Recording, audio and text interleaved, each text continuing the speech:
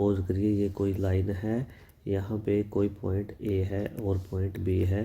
तो यहाँ मैं कुछ पॉइंट ले लेता हूँ। यहाँ पे ऑब्जेक्ट की वेलोसिटी 15 मीटर, 10 मीटर पर सेकंड और 5 मीटर पर सेकंड। आप क्या देख रहे हो, कॉन्टिन्यूसली जो ऑब्जेक्ट की वेलोसिटी है वो डिक्रीज़ होती जा रही है, ठीक है ना।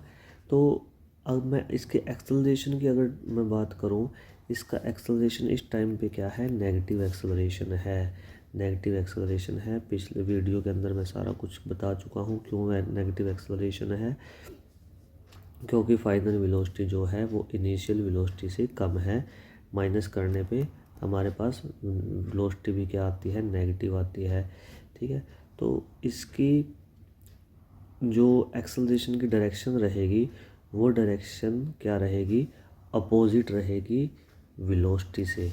वेलोसिटी से अपोजिट रहती है, यानी कि ऑब्जेक्ट अगर इस डायरेक्शन में वेलोसिटी उसकी चल रही है तो एक्सेलरेशन उसका क्या रहेगा, v2a उसका एक्सेलरेशन रहेगा। एक्सेलरेशन, नेगेटिव एक्सेलरेशन v2a रहेगा। और ऑब्जेक्ट की मूवमेंट किधर हो रही है, a टू b। अगर वेलोसिटी डिक्रीज़ हो रही है, अगर वेलोसिटी इंक्रीज़ हो रही है, इन्हीं नंबर्स को उल्टा कर लेते हैं। अगर 5, 10, 15 कर लेते हैं तो वेलोसिटी और एक्सेलरेशन दोनों की डायरेक्शन क्या रहेगी, सेम रहेगी, यानी कि दोनों की डायरेक्शन a टू b ही रहेगी। आंसर हमारा क्या रहेगा यहाँ पे, ऑप्शन नंबर ए। चलते हैं अगले क्वेश्चन की तरफ। Which of the following statement is true with respect to car running at constant acceleration. Car हमारी जो है वो कॉन्स्टेंट एक्सेलरेशन के साथ चल रही है on a straight road with a flat plane. देखिए यहीं पे इसका आंसर छुपा हुआ है। आपको ये पता होना चाहिए कांस्टेंट एक्सेलरेशन कब होता है। कांस्टेंट एक्सेलरेशन तब होता है जब ऑब्जेक्ट की वेलोसिटी जो है वो कांस्टेंट रेट के साथ चेंज करती है। मतलब किसी कांस्टेंट रेट के साथ ही वो क्या होगी, इंक्रीज़ होगी, ठीक है। वो आपका कुछ भी हो सकता है, 1 मीटर पर सेकंड, 2 मीटर, 3 मीटर पर सेकंड, कुछ भी। The acceleration of the car is zero. देखिए ये तो ऑप्शन इसका गलत है बिल्कुल ही, क्योंकि यहाँ बोला ही गया है हमें कि एक्सेलरेशन कार का क्या है, कांस्टेंट है। The acceleration of the car is zero गलत है।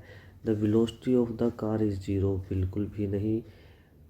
अगर कांस्टेंट एक्सेलरेशन के साथ चल रही है तो वेलोसिटी जीरो नहीं हो सकती। The acceleration of the car is constantly changing, ये भी गलत है। क्यों गलत है, रनिंग एट कांस्टेंट एक्सेलरेशन इसने पहले ही दे दिया है हमें, तो कार का एक्सेलरेशन बोल रहा है कॉन्स्टेंटली चेंजिंग, तो ये गलत हो जाएगा। The velocity of the car is constantly changing, ये इसका राइट आंसर हो जाएगा। तो option number D right answer है। चलते हैं अगले क्वेश्चन की तरफ। देखिए क्या कहा गया है क्वेश्चन के अंदर, when an object is moving at the same speed, यानी कि स्पीड यहाँ पे क्या है, सेम है, एक समान है। What will be it's acceleration. देखिए कांस्टेंट स्पीड की बात है, ठीक है, या कांस्टेंट आप वेलोसिटी की बात करो, जब ये चेंज ही नहीं हो रही टाइम के रिस्पेक्ट में तो इसका मतलब एक्सेलरेशन वहाँ पे क्या होगा, जीरो एक्सेलरेशन होगा। Option number C right answer रहेगा। चलते हैं अगले क्वेश्चन की तरफ। क्या कहा गया है इस क्वेश्चन के अंदर, the velocity of A car increases uniformly, कि कार की वेलोसिटी इंक्रीज हो रही है, एक समान रूप से बढ़ रही है। कितनी, 18 किलोमीटर पर आवर से 36 किलोमीटर पर आवर उसकी वेलोसिटी हो जाती है। 18 किलोमीटर से initial velocity, final velocity, initial velocity 18, final velocity 36, ठीक है। तो कितने का चेंज आया, 18 का चेंज आया। Final velocity minus initial velocity, 18 का चेंज आया।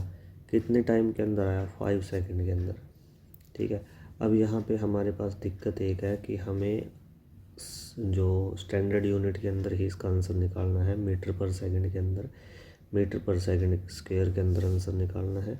तो मैं क्या करूँगा, जो ये चेंज आया 18 का, इसको मैं 18 किलोमीटर पर आवर का, इसको मैं मीटर पर सेकंड के अंदर चेंज करता हूँ। तो 18 किलोमीटर को मैंने सबसे पहले किस में चेंज कर लिया, मीटर में, और फिर आवर्स को मैंने किस में चेंज कर लिया, सेकंड्स के अंदर चेंज कर लिया। 1 घंटे के अंदर 60 मिनट और फिर 60 मिनट के अंदर 60 सेकंड, यानी कि ये पूरा का पूरा अगर मैं लिख दूँ इसको तो ये कितना आ जाएगा मेरे पास, ये आ जाएगा 3600 यानी कि 3600। तो 20 से 20 यहाँ पे कैंसिल हो जाती है मेरे पास, और 18 एकम 18, 18 दूना 36, 2 1 जा 2, और ये 5 पे कट जाता है। तो कितना आया मेरे पास यहाँ से निकल के 5 मीटर पर सेकंड की मेरे पास यहाँ स्पीड आती है। स्पीड का चेंज है 5 मीटर पर सेकंड का, कितने टाइम में है, 5 सेकंड के अंदर है। तो मैं इसको क्या कर देता हूँ, 5 सेकंड से डिवाइड कर देता हूँ। तो 5 से 5 कैंसिल, कितना आया 1, और ये सेकंड इसके साथ यहाँ पे मल्टीप्लाई हो जाएगा। तो आंसर कितना आ जाएगा मेरा, 1 मीटर पर सेकंड स्क्वायर। इसको मैं ऐसे भी लिख सकता हूँ, ठीक है। तो मेरा राइट आंसर क्या आ जाएगा, आंसर नंबर बी मेरा यहाँ पे राइट आंसर रहेगा। चलते हैं अगले क्वेश्चन की तरफ।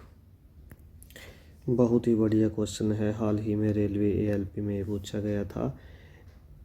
N iron sphere of mass 30 kilogram has the same diameter as an aluminium sphere of mass 10.5 kilogram. एक लोहे का मेरे पास जो है स्फेयर है जिसका मास 30 किलोग्राम है, उसका डायामीटर, और एक एल्यूमिनियम का स्फेयर है जो कि 10.5 किलोग्राम है, दोनों का डायामीटर सेम है। Both sphere are dropped simultaneously from a tower.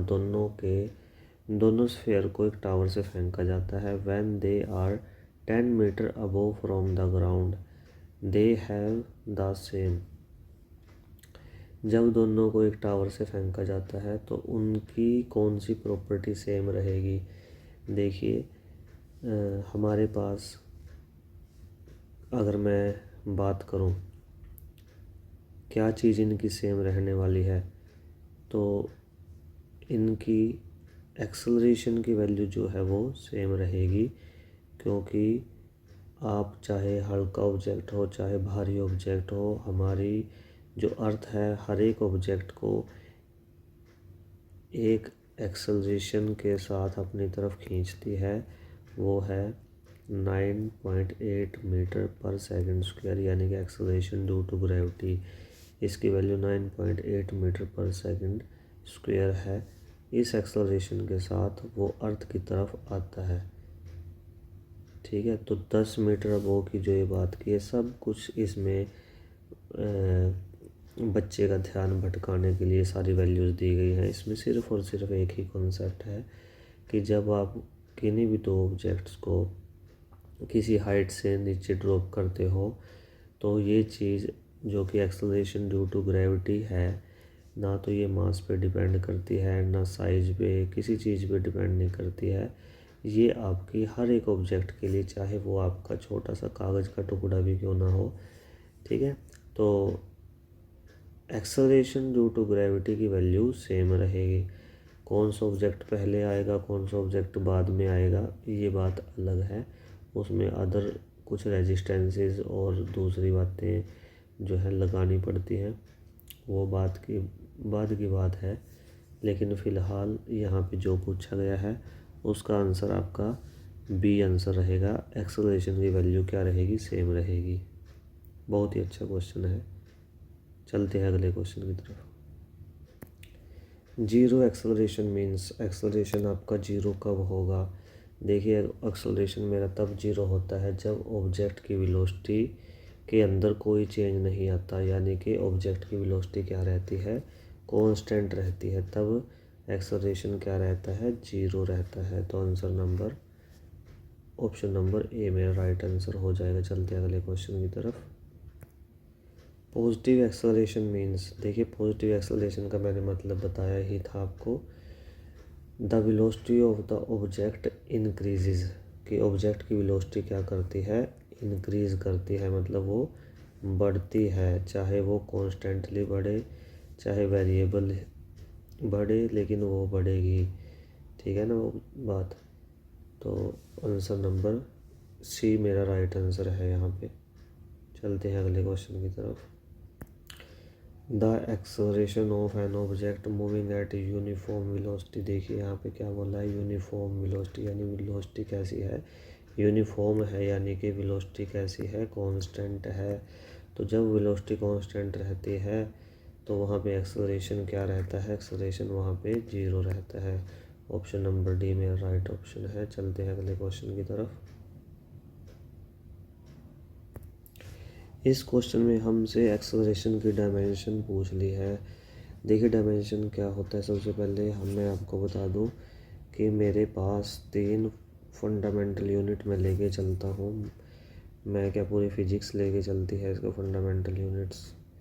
तो मास, टाइम, लेंथ, ये 3। मास के लिए कैपिटल M यूज़ होता है, टाइम के लिए T यूज़ होता है और लेंथ के लिए L यूज़ होता है। ठीक है। तो एक्सेलरेशन की पूछिए, आपको एक्सेलरेशन का फॉर्मूला पता है। एक्सेलरेशन क्या होता है, velocity, change in velocity with respect to time. मेरे पास क्या है एक्सेलरेशन, वेलोसिटी क्या होती है मेरे पास, डिस्प्लेसमेंट अपॉन में टाइम, और फिर ये भी टाइम आ गया मेरे पास। तो यानी कि ये क्या हो जाएगा नीचे, टाइम का स्क्वायर। ठीक है। और डिस्प्लेसमेंट मेरे पास क्या होता है, डिस्प्लेसमेंट मेरे पास क्या है, एक तरह की लेंथ है। क्या है मेरे पास, लेंथ है, और लेंथ के लिए L। ठीक है। तो ये इसको कैसे लिखूँगा मैं, LT-2। तो अब इस फॉर्म में लिखने के लिए यहाँ पे M क्या है, M तो मेरे पास 0 है, और L कितना है, L मेरे पास 1 है, और T मेरे पास कितना है, -2 है। ठीक है। तो मेरा आंसर क्या आ जाएगा, M0 LT-2, यानी कि T इनवर्स राइट आंसर रहेगा। तो ऑप्शन नंबर मेरा क्या रहेगा, डी। इसका डी नहीं, सॉरी, ए ही इसका राइट आंसर रहेगा। ए, L और T-2, ए मेरा राइट आंसर रहेगा। चलते हैं अगले क्वेश्चन की तरफ। Meaning of retardation is dash acceleration. देखिए रिटार्डेशन का मीनिंग होता है नेगेटिव एक्सेलरेशन, पॉजिटिव एक्सेलरेशन नहीं होता, 0 भी नहीं होता। ठीक है ना। तो नेगेटिव एक्सेलरेशन मेरा राइट आंसर यहाँ पे हो जाएगा। चलते हैं अगले क्वेश्चन की तरफ। देखिए इस क्वेश्चन को, बहुत ही अच्छा क्वेश्चन है, बहुत ही बच्चे को कन्फ्यूज़न में डालने वाला क्वेश्चन है। चाहे उसको velocity, time, acceleration, distance, displacement, speed, instantaneous speed, कुछ भी उसको क्लियर है, लेकिन वो भी इस क्वेश्चन में सोचने पे मजबूर हो सकता है कि इसमें क्या आएगा। सबसे पहले तो आपको ये चीज़ पता होनी चाहिए कि प्रोपोर्शनल का मीनिंग क्या होता है। देखिए प्रोपोर्शनैलिटी होती है किन्हीं भी 2 या 2 से अधिक फिज़िकल क्वांटिटी के बीच में। ठीक है। कि जैसे मेरे पास एक फ़िज़िकल क्वांटिटी और दूसरी फ़िज़िकल क्वांटिटी के बीच में अगर डायरेक्टली प्रोपोर्शनल का साइन है, ठीक है ना, डायरेक्टली प्रोपोर्शनल का साइन है, तो इसका मतलब अगर मेरी एक क्वांटिटी बढ़ती है तो दूसरी फिज़िकल क्वांटिटी भी बढ़ेगी। ठीक है। और अगर इन्वर्सली प्रोपोर्शनल है, अगर वो ही साइन क्या है, इन्वर्सली प्रोपोर्शनल है, तो अगर एक क्वांटिटी को बढ़ाया जाता है तो दूसरी क्वांटिटी क्या हो जाती है, डिक्रीज़ हो जाती है। तो इसमें क्या पूछा है, the velocity of an object is proportional to time, कि velocity of object proportional to time. Directly proportional की बात इसने की है। एलैप्स द ऑब्जेक्ट हैज़, तो ऑब्जेक्ट के साथ इनमें से क्या क्या हो रहा होगा, मतलब टाइम इंक्रीज हो रहा है तो वेलोसिटी भी क्या हो रही है, इंक्रीज हो रही है। ठीक है, टाइम इंक्रीज, वेलोसिटी भी मेरी क्या हो रही है, इंक्रीज हो रही है। तो इसको बोलते हैं डायरेक्टली, मतलब जितना चेंज टाइम के अंदर आया बिल्कुल उसी कांस्टेंट रूप से चेंज मेरा इस क्वांटिटी के अंदर आया, वो चेंज मेरा कांस्टेंट रहता है। चेंज कैसा रहता है, कांस्टेंट। ऐसा नहीं कि अब वो चेंज 1 यूनिट का आया तो अगली बार अगर टाइम के अंदर मैंने वही उतना ही चेंज किया तो वेलोसिटी के अंदर 2 यूनिट का चेंज आएगा, ऐसा नहीं होगा। अगर टाइम के अंदर 1 यूनिट का चेंज किया तो जितना उस 1 यूनिट चेंज करने से वेलोसिटी के अंदर जो चेंज आ रहा था उतना ही चेंज हर बार आएगा 1 यूनिट टाइम की वैल्यू इंक्रीज करने से। ठीक है, तो जब मेरे ऑब्जेक्ट की वेलोसिटी कॉन्स्टेंटली इंक्रीज हो रही है, ध्यान देना बात पे, कॉन्स्टेंटली इंक्रीज हो रही है, कॉन्स्टेंटली बढ़ रही है, यानी कि ऑब्जेक्ट की वेलोसिटी के अंदर कांस्टेंट रूप से चेंज आ रहा है, तो ऐसा एक्सेलरेशन क्या कहलाता है, यूनिफॉर्म एक्सेलरेशन कहलाता है। ऑप्शन नंबर बी मेरा राइट आंसर हो जाएगा। बहुत ही अच्छा, बहुत ही प्यारा क्वेश्चन और इम्पोर्टेंट क्वेश्चन भी है ये। चलते हैं अगले क्वेश्चन की तरफ। देखिए क्या बोला गया है इस क्वेश्चन के अंदर, when acceleration is negative, acceleration आपका नेगेटिव है, the velocity of the body, velocity क्या रहेगी। तो नेगेटिव एक्सेलरेशन एक ही केस के अंदर होता है और वो केस है जब आपके ऑब्जेक्ट की वेलोसिटी डिक्रीज़ करती है। ये मैंने वेलोसिटी टाइम ग्राफ में आपको ऐसे समझाया भी है, ठीक है ना, ये समझाया हुआ है आपको। नेगेटिव एक्सेलरेशन के लिए इस प्रकार से ग्राफ रहता है, ये आपको करवाया गया है। ठीक है, हर पॉइंट पे चेक करोगे तो वेलोसिटी ऐसे डिक्रीज़ होती आ रही है। ठीक है, तो एक्सेलरेशन आपका क्या रहेगा, नेगेटिव रहेगा। और रिमाइंड करवा देता हूँ, slope of velocity time graph gives acceleration, slope of velocity time graph gives acceleration. चलते हैं अगले क्वेश्चन की तरफ। Dash is the measure of change in velocity per unit time of an object. तो ये क्या हो जाएगा हमारे पास, ये होता है एक्सेलरेशन, वेलोसिटी के अंदर टाइम के रिस्पेक्ट में चेंज, एक्सेलरेशन। चलते हैं अगले क्वेश्चन की तरफ। The speed of an object falling freely is an example of, कि एक ऑब्जेक्ट है जो फ्री फॉल कर रहा है, जैसे वो टावर से 2 स्फेयर फेंके गए थे, आयरन का और एल्युमिनियम का, दोनों के मास अलग अलग थे। तो किस बात का एग्जाम्पल है वो हमारे पास, रेक्टेंगुलर मोशन का नहीं है, अनइवन एक्सेलरेटेड नहीं है, यूनिफॉर्म एक्सेलरेशन का है। ये मैंने आपको बताया था कि कोई भी बॉडी है जो फ्री फॉल कर रही है उसका एक्सेलरेशन यूनिफॉर्म रहेगा, और वो एक्सेलरेशन की वैल्यू कितनी है, 9.8 मीटर पर सेकंड स्क्वायर। आपने याद रखनी है, कोई भी बॉडी फ्री फॉल है, ऊपर से गिराई गई है, ठीक है ना, तो उसका जो एक्सेलरेशन रहेगा 9.8 मीटर पर सेकंड स्क्वायर रहेगा। चलते हैं अगले क्वेश्चन की तरफ। Which of the following pair always have the same direction, इनमें से किस पेयर की डायरेक्शन जो है हमेशा सेम रहेगी। तो फोर्स वेलोसिटी, ये कोई ज़रूरी बात नहीं है कि जिस डायरेक्शन में फोर्स और वेलोसिटी भी उसी डायरेक्शन में हो। फोर्स एंड डिस्प्लेसमेंट, ये भी कोई ज़रूरी नहीं है। फोर्स मोमेंटम, ये भी ज़रूरी नहीं है। तो एक्सेलरेशन और फोर्स, जिस डायरेक्शन में आप फोर्स लगाओगे उसी डायरेक्शन में एक्सेलरेशन रहेगा, ये हमेशा ट्रू रहेगा, ये ऐसा ही होगा। जिस डायरेक्शन में फोर्स लगेगा उसी डायरेक्शन में एक्सेलरेशन रहेगा ऑब्जेक्ट का। ऑप्शन नंबर बी यहाँ पे राइट ऑप्शन है। देखिए आ गया वही क्वेश्चन जिसका मैं जिक्र कर रहा था, अभी हाल ही में एलपी में पूछा गया। What does the slope of velocity time graph represent, velocity time graph का जो स्लोप है वो क्या रिप्रेजेंट करता है, तो वो एक्सेलरेशन को रिप्रेजेंट करता है। ऑप्शन नंबर सी आपका राइट ऑप्शन हो जाएगा। चलते हैं अगले क्वेश्चन की तरफ। तो आज के सेशन का एंड यहीं पे होता है। आपको ये वीडियो कैसी लगी मुझे कमेंट सेक्शन में बताएं। वीडियो को शेयर करें, लाइक करें और चैनल को सब्सक्राइब करें। मैंने यहाँ पे सभी जितने भी इस टॉपिक में से क्वेश्चन जितने भी गवर्नमेंट कॉम्पिटिटिव एग्ज़ाम्स में पूछे गए हैं, मैंने यहाँ पे आपको सब के सब सोल्व करके बताए हैं। हर एक टाइप का क्वेश्चन मैंने यहाँ पे डिस्कस किया है। जिस टाइप का जो भी क्वेश्चन पिछले जो है एग्ज़ाम्स के अंदर पूछे गए हैं वो यहाँ पे बताया।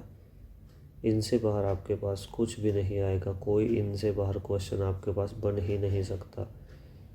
एग्ज़ामिनर इससे बाहर क्वेश्चन बना ही नहीं सकता। तो आशा करता हूँ आपको मेरे द्वारा किया गया ये कार्य पसंद आया होगा। धन्यवाद।